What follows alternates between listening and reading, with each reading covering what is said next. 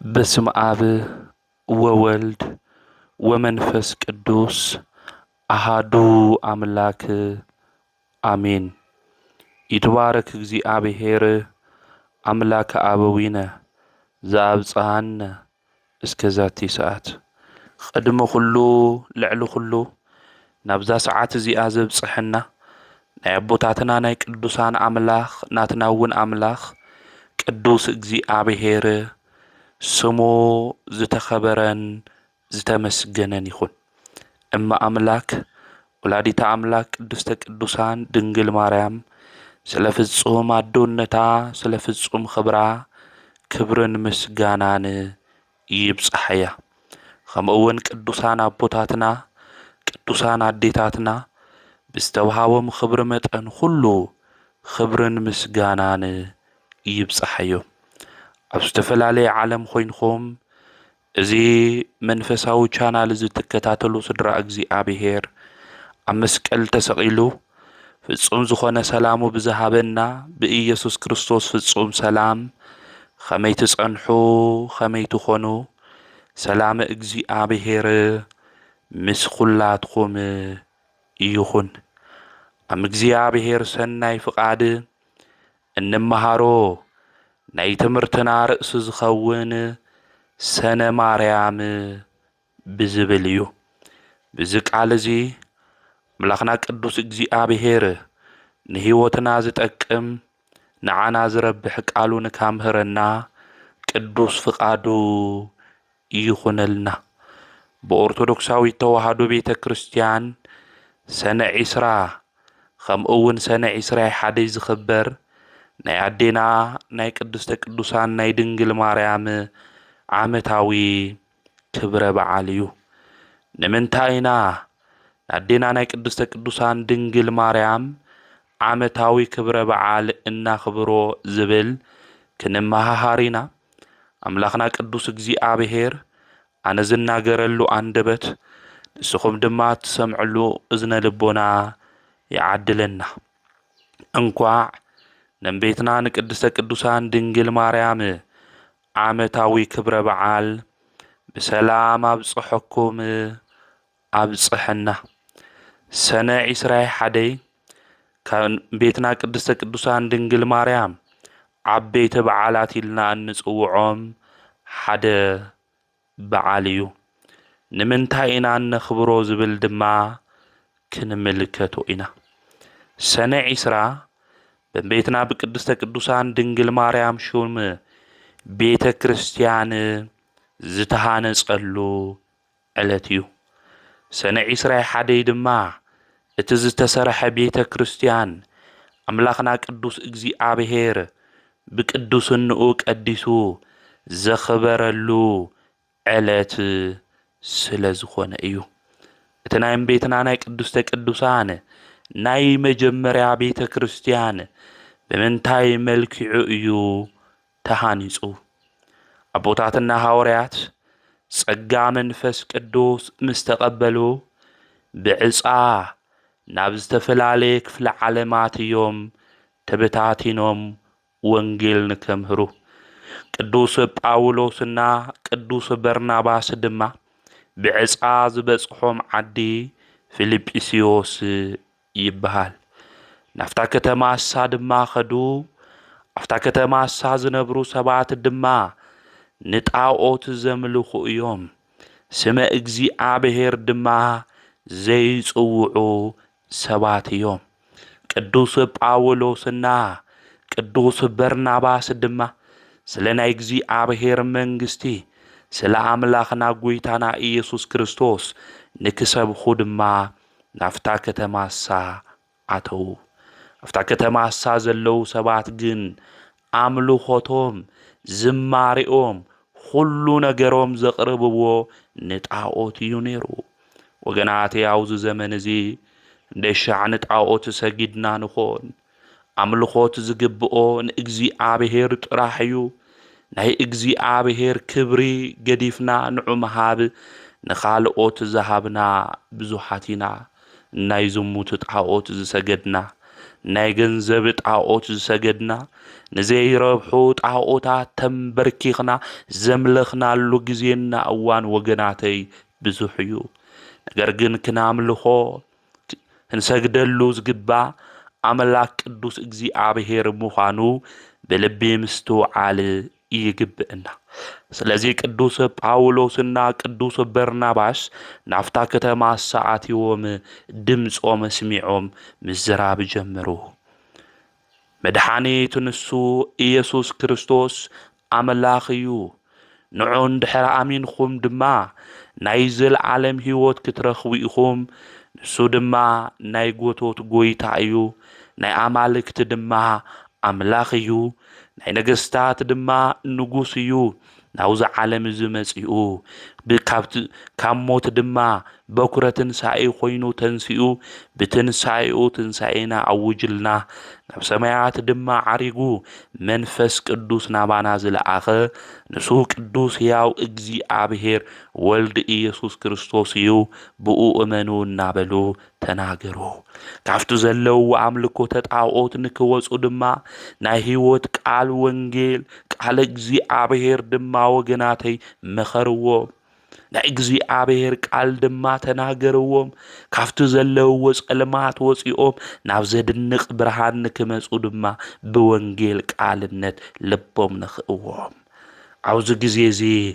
ኣብቲ ዘመን እሱ ዝነበሩ ሰባት እንታይ ክንገብር ኢና ትደልዩ በልዎም። ንሳቶም ድማ ብኢየሱስ ክርስቶስ ኣሚንኹም ብኣብ ብወልዲ መንፈስ ቅዱስ ክነጥምቐኩም ኢና በልዎም።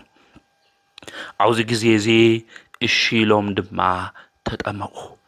ናብ ቤተ ጣዖት ድማ እየትኸዱ ኢልኹምና ኢኹም። እሺ ናብ ቤተ ጣዖት ንኸዲ እናምልኸሉ መኻን ወይ ድማ ቦታ ኣበ እዩ? ስርሑልና ስርዓቱ ድማ እንታይ እዩ ኢሎም ተናገርዎም። መካነ ጸሎት ድማ የድልየና እዩ በልዎም። ኣብዚ ግዜ እዚ ቅዱስ ጳውሎስና ቅዱስ በርናባስ ብናባዓልና ፍቃድ ብናባዓልና ድሌት ዝጉዳይ እዚ ክንገብር ንኽእል ኢሎም መልእኽቲ ናብ ቅዱስ ጴጥሮስና ቅዱስ ዮሐንስ ድማ ለኣኹ። ቅዱስ ጳውሎስና ቅዱስ ዮሐንስ ድማ ፍቃድ እግዚኣብሔር ክንሓትት እኒአና፣ ስለዚ ብጸሎት ንኡ ንሕተቶ ፍቃድ ኢሎም ጸሎት ኣወጁ። ወገናተይ ኣብ ስራሕና ኩሉ ፍቃድ እግዚኣብሔር ንሓትት ኣለና ዶ ንኾን? ናይ እግዚኣብሔር ፍቃድ ኣቐዲምና ዶ ብሂወትና ዘመን ኩሉ ንጓዓዝ ኣለና ንኾን? ነገራትና ይሳኽዕ ኢሎም ዘበላሸው ዘለው እግዚኣብሔር ስለ ዝቐደምናዮ ድዩ ወይስ ናይ እግዚኣብሔር ፍቃድ ከይሓተትና ብናባዕልና ድሌት ንጓዓዝ ኣለና ስለ ዝኾነ እዩ? ስለዚ ልቢልና ምስትውዓል የድሊ። ኣብ ስራሕና ኣብ ዝተፈላለየ ንገብሮም ነገራት ኩሉ ናይ እግዚኣብሔር ናይ ኣምላኽና ፍቃድ ክንሓትት ይግብአና። ብዘይካ እግዚኣብሔር ፍቃድ ምንም ነገር ክንገብር ንኽእል። ተሰራሕና እኳ ነገራትና ኩሉ ክሳኽዑ ይኽእሉ። እግዚኣብሔር እንድሕር ፈቂዱ ናይ እግዚኣብሔር ፍቃድ እንድሕር ኮይኑ ግን ነገራትና ኩሉ ንጽቡቕና ንሰናይ ዝተሳኽዑ ድማ ከም ዝኾኑ ክንጠራጠር ይብልናን። ስለዚ ኣብ ትምህርትና ጉዳይ ንእግዚኣብሔር ብጸሎት ፍቃዱ ክንሓቶ ይግብአና። ኣብ ስራሕና ጉዳይ ናይ እግዚኣብሔር ፍቃድ ብጸሎት ክንሓቶ ይግብአና። ኣብ ሓዳርና ኣብ ናብራና ኮታስ ኣብ ንገብሮ ምንቅስቃስ ኩሉ ናይ ጎይታ ፍቃድ ክንሓትት ይግብአና። ብዘይ ናይ ጎይታ ፍቃድ ብናባዕልና ድሌት ተጓዒዝናማ ወገናተይ ዘመንና ኩሉ እኮ ሰሪሕና ይእከብ ኢልና እዩ። ኸይድና እኮ የሳኽዕ ኢልና እዩ። ስለዚ ምስ እግዚኣብሔር ኮይና እንገብሮ ስራሕቲ ኩሉ ስለ ዝሳኻዕ ጽቡቕ ዝኾነ ውፅኢት ድማ ስለ ዘለዎ ፍቃድ እግዚኣብሔር ክንሓትት ይግብአና። ስለዚ ቅዱስ ጴጥሮስና ቅዱስ ዮሐንስ ድማ ናይ እግዚኣብሔር ፍቃድ ክንሓትት እኒአና በሉ። ናይ እግዚኣብሔር ፍቃድ ድማ ብጸሎት ጠየቕዎ። ሰዋዔ ኣትዮም ንኣምላኾም ንቅዱስ እግዚኣብሔር ንጎይቶኦም ድማ ሓተትዎ። ኣምላኽ ንሱ ጎይታ ድማ ጸሎቶም ሰሚዑ ንኹላቶም ድማ بدمنا غيرو نا فيليبيسيوس كتما دما أكبو نابقو مسمصኦም ድማ ቅዱስ ዮሐንስ ፍቁረ እግዚእ ከምዝበለ ናብዚ ንኹልና ኣኪብኻና ኒኢኻ እንታይ ክንሰርሕ ወይ ከዓ እንታይ ክትእዝዘና ስለዝደለኻ እዩ ወይስ እንታይ ክተርእየና ስለዝደለኻ እዩ ኢሉ ሓተቶ ጎይታና ንሱ መድኃኒት ኢየሱስ ክርስቶስ ድማ ናይ ሓዱሽ ኪዳን ቤተ ክርስቲያን ኸመይ ከም ዝትስራሕ ባድኡ ሽም ድማ እትስራሕ ቤተ ክርስቲያን ኸመይ ዝበለት ከም ዝኾነት ኣብ ዓለም ሁሉ እናዘሩ ንሶም ዝሰርሕዋ ብሽም ኣዲኦም ቤተ ክርስቲያን ኣሰራርሓ ኸመይ ከም ዝኾነ ንከሪኦም ምዃኑ ተናገረ ኣብዚ እዋን እዚ ሰለስተ እማን ንኦም ድማ ሃቦ حوريات دما زن سلست امنزيوم تقبلوم قومتو إسرائيل وعتي وردو عصر تخلت امت زخونة امني بسلست امن دما بيت كريستيان سنة إسراء سرحو بحمساي سلستي عامة مرت مالتيو عدينا قدوسان دنجل مريم ناب سمايات مسخدت دحري 4 عامة مالتيو ناسنا إسراء ناي حدش كيدان بيت كريستيان زتسرحتلو علتيو وجناتي ناي مجمريا بيت كريستيان تا بيت كريستيان نسادما بشوم عديو قدست قدوسان دنجل مريم يا تسيما بيت مريم تبعيلا دما تسوعت علت إسراء سنة هنصت بيت كريستيان يو سنة إسرائيل حدي دما غويتانا مدحانيتنا نسو إيسوس كريستوس مس قدوسان ملائك تمسيئو عديو قدوسان دنجل مريم حيزو مسيئو نسو سرائي كاهن خوينو نهاوريات دما أقربهم سرعات دما عامهروم نقدوس بيتروس دما رئيس هاوريات غيرو شومو أقدمو رئيس هاوريات نيرو رئيس هاوريان نتوغن أصنعلو غويتانسو إيسوس كريستوس أفتقز يسو زنبرو هاوريات خبقون قدوسان ملائكت يدلو إلهم 3,000 دمصو ماسمعهم دما تناغرو قدوس بيتروس رئيس هاوريات غيرو كشومون تلو ناغويتانا مدحانيتنا إيسوس كريستوس اتا بشوما ديو زتسرحت بيت كريستيان زمرقلو خمقون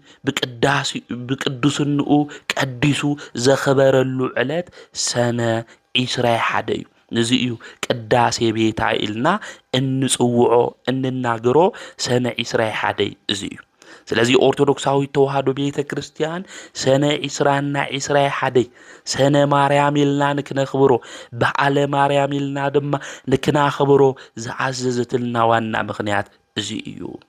ስለዚህ ታና መጀመሪያ ቤተ ክርስቲያን ዝተሰርሐትሉ ሰነ ኢስራኤል ሰነ ኢስራኤል حدي ድማ ዝተቀደሰሉ ዕለት እዩ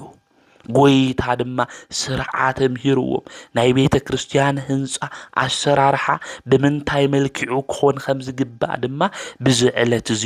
ኣምሂርዎም ህንጻ ቤተ ክርስቲያን ሓደ ሰብ ስድዘዝደለየ ብዚ ዲዛይን እዚ ብዚ መልክዕ ይዙ ዝስራሕ ይሆን ህንጻ ቤተ ክርስቲያን ክስራሕ እንተሎ ናይ አሰራርሓ ናባዕሉ ዝኾነ ቅርጽ እንየው ክብ ወይም ክኾን እንየው ሰቀላማ ወይም ሞላላ ንብሎ ክኾን እንየው ወይ ድማ በዓት ክኾን እንየው ማለት ካብዙ ወጻኢ ብናባዕልካ ዲዛይን ቤተ ክርስቲያን ታይብ ኣይስራሕ ቤተ ክርስቲያን ናይ ባዕላል ዝኾነ ስርዓት እንየው ነዚ ቅዱስ ጳውሎስ እውን ንኹሉ ብስርዓትና በአግባብ ይኾን ኢሉ ዘምህረና ዝነግረና ነዚ እዩ ማለት ናዛ ቤተ ክርስቲያን ናይ ሓዱሽ ኪዳን ቤተ ክርስቲያን ዝተሰርሐትሉ ብዝዕለት እዚ ና ቤተ ክርስቲያን ናይ ክርስቶስ እያ ቤተ ክርስቲያን ናይ እግዚአብሔር ንዚ እዩ ኣብ ማቴዎስ ወንጌል ምዕራፍ 16 ክናነብብ እንተለና ጎይታና መድኃኒትና ኢየሱስ ክርስቶስ ፊልጶስ ቂሳርያ ወድሰብ መን ይብልዎ ኢሉ ሰባት ንወዲ ሰብ መን ይብልዎ ኢሉ ካቶም እንተሎ ንሐዋርያት እንሳቶም ዝመለስዎ መልሲ ነይሮም ገሊኦም ኤርምያስ ይብልኻ ገሊኦም መጥምቀ ዮሐንስ ይብልኻ ገሊኦም ኤልያስ ይብልኻ ገሊኦም ካፍቶም ቀደምቲ ነቢያት እዮም ይብልኻ ኢሎም ተና ንስኻትኩም ግን መን ትብሉኒ ኢሉ ክናገር እንተሎ ቅዱስ ጴጥሮስ ከምዚ ኢሉ እዩ ተናገር ንስኻ ንሕያውና እግዚአብሔር ወዱ ኢኻ ኢሉ እዩ ተናገር እዚ ድማ ስጋና ደም ይኾነ ገሊጽልኻ ኣብ ሰማይ ዝነብር አቦ እዩ ኢሉ ተናገር ስለዚ ብፁዕ ኢኻ ኢሉ ጴጥሮስ ንስኻ ኮኩዒኻ ባባኻ ኮኩዕነት ድማ ቤተ ክርስቲያን እዩ ቤተ ክርስቲያን ይክሰርሐይ ስለዚ ቤተ ክርስቲያን ናመንያ ተልና ናይ እግዚአብሔር እያ ማለት ናይ እግዚአብሔር ዓይኑና ልቡ ለዘለዓለም ዝነብረላ ዝተቀደሰት እያ ቤተ ክርስቲያን ቤተ ክርስቲያን ቅድስት እያ ክንብል እንተለና ፍሉይት እያ ማለትና እዩ ካብ ናይ ጣዖት ገዛ ፍሉይት እያ ካብ ናይ አሕዛብ ገዛ ፍሉይት እያ ቤተ ክርስቲያን ምኽንያቱ ብደመ ክርስቶስ ዝኸበረ ስለ ዝኾነች ናይ ስላሴ መሕደሪት ስለ ዝኾነት ቤተ ክርስቲያን ነዚ ቅዱስ ጳውሎስ ንወዱ ጢሞቴዎስ መልእኽቲ ክጽሕፈሉ እንተሎ ኣፍታ ቀዳሜት መልእኽቲ ምዕራፍ 3 ቁጥር 15 ናህያው ናይ እግዚአብሔር ገዛ ምዃና ቤተ ክርስቲያን ኸመይሉ ክነብር ከም ዝግብኦ ድማ ዝነገሮ ማለት ስለዚ ቤተ ክርስቲያን ናይ ክርስቶስ እያ ቤተ ክርስቲያን ናይ እግዚአብሔር እያ ቤተ ክርስቲያን ድማ ክሰርሓ እየ ኢሉ ቤተ ክርስቲያን ድማ ካህንጻ እየ ኢሉ እግዚአብሔር ተናጊሩ እዩ ብሰነ 20 ድማ ቤተ ክርስቲያን ብሹም አዲኡ ታኒጻ ሰነ 21 ድማ ንሱ ቀዲሱ ንደቀ መዛሙርቱ አቁሪብዎም እዩ ስርዓት ድማ አምሂሩዎም ኸይድ እዩ ስለዚ ዳ ቤተ ክርስቲያን እዚኣ ናይ እግዚአብሔር እያ ነዚእናኮ ናይ ቤተ ክርስቲያን ባህሪ እኳ ክንናገር እንተለና ቤተ ክርስቲያን አሃቲ እያ ንብል ሐዋርያት እውን 300 በእግራ ሐዋርያት ዝተተክኡ እንታይ እዮም ኣብ ጸሎት ሃይማኖት ኢሎም ወነአምን በሃቲ ቅዱስ ቤተ ክርስቲያን በሓንቲ ቤተ ክርስቲያን ነአምን ኢና እኮ እዩ ና ቤተ ክርስቲያን ሓንቲ እያ ብጭቃ ትሰራሕ ብወርቅ ትሰራሕ በአልማስ ትሰራሕ ብዘጊጾ ነገራት ትሰራሕ ቤተ ክርስቲያን ሓንቲ እያ ሓደ ናይ ክርስቶስ ስጉኡን ደሙን ዝፍተተላ እያ ሚስጥረ ስላሴ ዝንገረላ ሓንቲ እያ ቤተ ክርስቲያን ምእመናን እንተበዝሑ ምእመናን እንተወሓዱ ቤተ ክርስቲያን ሓንቲ እያ ናይ ክርስቶስ ደም ናይ ክርስቶስ ስጋ እንበልዐላ እንሰትየላ እግዚአብሔር እናምልኸላ ገዛ እያ ቤተ ክርስቲያን ነዚኦም ሐዋርያ ወነአምን በሃቲ ቅዱስ ቤተ ክርስቲያን በሓንቲ ቤተ ክርስቲያን ነአምን ኢና ኢሎም ዝተናገሩ ስለዚ ቤተ ክርስቲያን ናይ ክርስቶስ ቤተ ክርስቲያን ሓንቲ እያ ከምስረታ እየ ዝበለ ብሰነ 20 ድማ በ53 ዓመተ ምህረት ዝተመስረተ ዝተቀደሰት ዝተሰርሐት ቤተ ክርስቲያን ሓንቲ ምዃና ምፍላጥ ምርዳ አድላዩ खाली ቤተ ክርስቲያን ባህሪያት አዩ እንተሪልና ቅዱስ እያ ከምታ አንቶ ዝበልና ቅዱስ እያ ቤተ ክርስቲያን ቅዱስ ዝኾነ እግዚአብሔር ዝባረኻ ብደሙ ድማ ዝመስረታ እስካብ ዝኾነት ቤተ ክርስቲያን ቅዱስ እያ ቤተ ክርስቲያን ሐዋርያዊት እያ ቤተ ክርስቲያን ዓለም ለኻዊት እያ ቤተ ክርስቲያን ጽንኢት እያ እዚ ምዃኑ ናይ ቤተ ክርስቲያን ባህሪ ምፍላጥ ምርዳ አደላዩ ቤተ ክርስቲያን ሰኡልና መጺና እንተአኻኸበላ ገዛ ጥራሕ ይኾንቲ ቤተ ክርስቲያን ናህያው ናይ ክርስቶስ አካል እያ ሕያው አካል ክርስቶስ እያ ቤተ ክርስቲያን ነዚ እዩ ቅዱስ ጳውሎስ ኣብ ኤፌሶን መልእኽቱ ምዕራፍ 1 ቁጥር 21 ከምኡውን ኣብ ኤፌሶን መልእኽቱ ምዕራፍ 5 ናይ ክርስቶስ አካሉ ምዃና ቤተ ክርስቲያን ይነግረን ነዚ እኮ ቤተ ክርስቲያን ኸይድና ትንሳለም ተለና እምኒ ወይ ከዓ ሲሚንቶ ለኾነ ነገር ይኾን ናይ ሰኡልና ተሳሊምና ንመጽለል ሓደ ሰብ እምኒ ክትሳለም ዲኻ ቤተ ክርስቲያን ተኸተል ኣለኻ ለኾነ ነገር ግድግዳ ክትሳለም ዲኻ ለውሉና ሰባት እንዮ ቤተ ክርስቲያን ማለት ናይ ክርስቶስ ናያው አካል እያ ሕያው አካል እያ ናይ ክርስቶስ መጽሐፍ ቅዱስ እውን ዝነግረና እዚ እና ናይ ክርስቶስ አካሉ እንድሕር ኮይና ቤተ ክርስቲያን ናይ ክርስቶስ አካሉ ቤተ ክርስቲያን ነኺና አሕናት አይንሆን በረከት ነውስድ ነኺና ድማ ታይንሆን ንድህን ማለት ንፍወስ ማለት እዩ 12 ዓመት ሙሉ ደም ዝፈሳ ዝነበረት ሰበይቲ እኮ ጨርቁ ነኺኣታ ኮይና ድሒና እያ ካፍቲ ጨርቁ ናይ ክርስቶስ ኣካሉ ታይሆን ይበልጽ እዩ ስለዚህ ቤተክርስቲያን ንሕያው ናይ ክርስቶስ ኣካሉ ስለዝኾነ ለክንፍወስ ለክንድሕን ናይ ቤተክርስቲያን ህንጻታይ ንገብር ንሳለም ህንጻ ቤተክርስቲያን ናይ ክርስቶስ ኣካሉ ስለዝኾነ ከምኡውን ቤተክርስቲያን ህንጻ ኸይድና ክንሳለም እንተለና ለክንቅደስ እዩ ኣብ ኦሪት ዘጸአት ምዕራፍ 40 ቁጽሪ 9 ክናነብብ እንተለና ሊቀ ነቢያት ቅዱስ ሙሴ ኣብ ቤተክርስቲያን ዘለዎ ሁሉ ነገራት ንክቅደስ እግዚአብሔር ድማ ከም ዝባርኾ ይናገረና ይርድእና እዩ ማለት እዩ ስለዚህ እሱ ዝነኽኦ ሁሉ ድማ ከም ዝቅደስ ከም ዝባረኽ ቤተክርስቲያን ምስተሰርሐ كمرق تولو دم أبوتاتنا بقى أميرون بيت كريستيان تاجو يخبروا ويوم يقدسوا ويباركوا ويوم بلما عند علتون سنة إسرائيل حد كريستوس قدسوا باركوا مريقوا زابي أن هادس كدان بيت كريستيان هو سنة إسرائيل حد تنا مجمرة فيلبسيوس لنبرت بدنجل مريم شو متأثر حد بيت كريستيان سلازي بيت كريستيان خيدو سوك سالم تولو سؤال لخونا قد ويم لخونا نجر يخوني تساليم ولمز سلازي لبيل خامس توعان لبيل خامر عيدما يدل إيو مالك سلازي بيت كريستيان ناي إجزي عبهير محدريتيا سلاسي عوز مدرزي بجهاد زجلس ولا جزا مخانا لبيلنا مستوعال يدلين أيو نا أرثوذكساوي توحدو بيت كريستيان هنس بيت كريستيان مجمريا ጊዜ ዝተሰርሐሉ ከምኡውን ቅዱስ እግዚአብሔር ባድኡ ሹም ዝተሰርሐ ቤተ ክርስቲያን ዝተቀደሰሉ ዕለት ስለዝኾነ ንክና ክብሮ ንክና ብዕሎ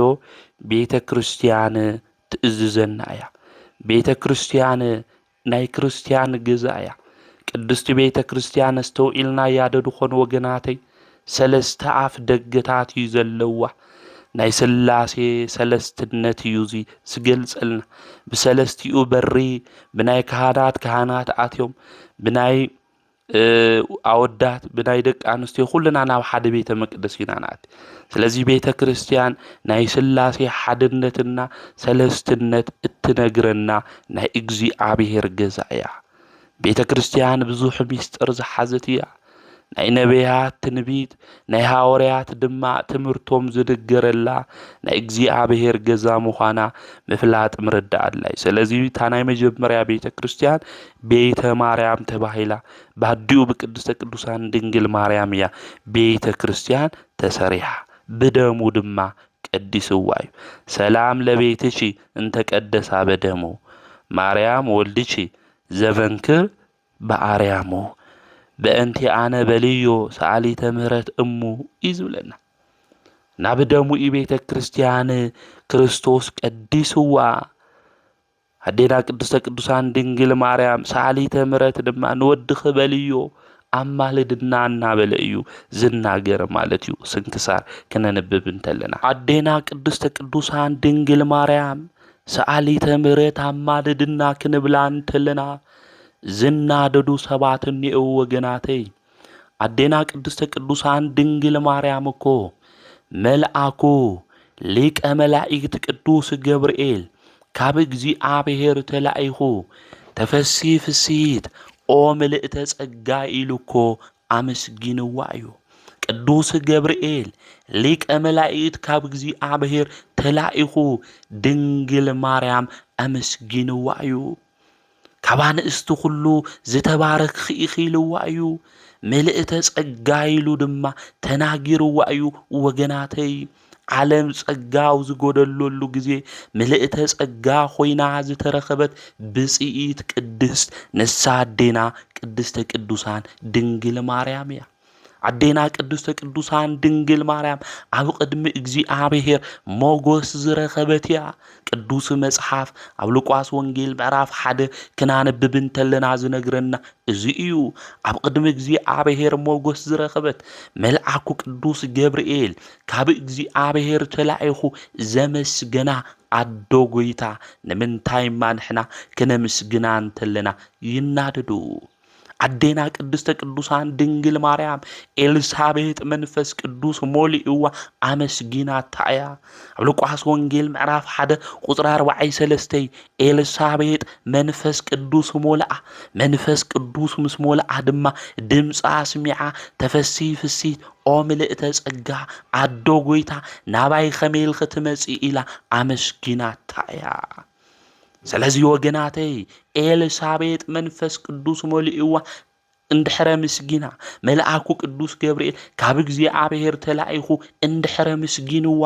ንሕናማ ዘይነ ምስግና ንምንታይ ንቁንዓት ምስጋና ይግብኦም እዩ ተባሂሉ ኣብ መጽሓፍ ቅዱስ ተጻሒፉ እዩ ንሳ ድማ ትውልዱ ሁሉ ብጽኢት ኢሉ ዝጽውዓ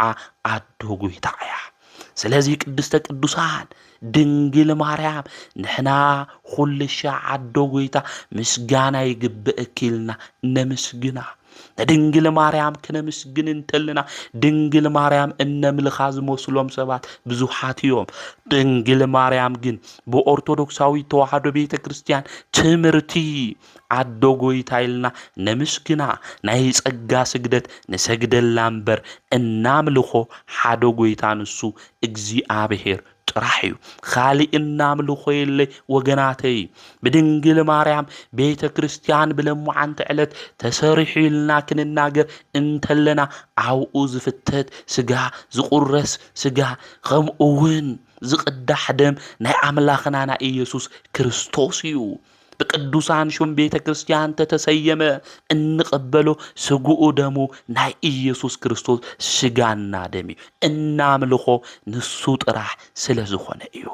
ዝልቢልና ኦርቶዶክሳውያን ክንፈልጦ ክንርድኦ ይግብእና ትውልድ ሁሉ ብጽኢት ይውልን እዮም ኢላ ዝተናገረት አዶ ጎይታ ንሕና ድማ ትውልድ ስለዝኾና ናዴና ንቅድስተ ቅዱሳን ድንግል ማርያም እምነ ኢልና አዴና ኢልና ኣብ እግረ መስቀል ብዮሐንስ ምኽንያትን ዓና ዝተዋሃወት አዶ ጎይታ አደና እምነ ጽዮን እናበልና ንጽውዓ ነምስግና ኢና ስለዚህ ለሙዓንተ ዓውይ በዓል እዩ ወገናተይ ብሹማ ዝተሰርሐ ቤተ ክርስቲያን ዝተቀደሰሉ እዩ ታናይ መጀመርያ ቤተ ክርስቲያን ለሙዓንተ ክርስቶስ ቀዲሱ ብቅዱስንኡ ዝቀደሰል ዘኽበረላ ዕለትያ ስለዚህ ዓውይ በዓል እዩ ዝዓውይ በዓል እዚ ብዝማሬ እናዘመርና እግዚአብሔር እውን እናመስገና አዶ ጎይታ ሹማ እናጸዋዕና ክናኽብሮ እዩ ዝግብእና ስለዚህ ኦርቶዶክሳውያን እናኽብረሉ በዓል ምኽንያት እዚ ምዃኑ ምፍላጥ ምርዳእ የድሊ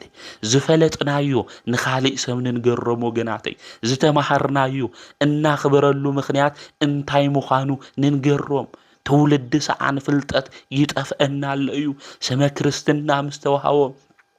ማዕተብ ድማ ወኽሳዶም ምስ ገበሩ ማዕተቦም እናበጠሱ ካብ ክርስትና ኦርቶዶክሳዊት ማህደር ዝወፁ ዘለው ብዙሓት እዮም ስለዚህ ንመልሶም ዝተማሃርናዮ ንንገሮም ለሙዓንተ በዓሉ እንታይ ምዃኑ ነርድኦ እዮም ሼር ንግበረሎም ወገናተይ ብዘይ ምንጋርና ብዘይ ምምሃርና ብዙሕ ትውልዲ ይጠፍአናል እዩ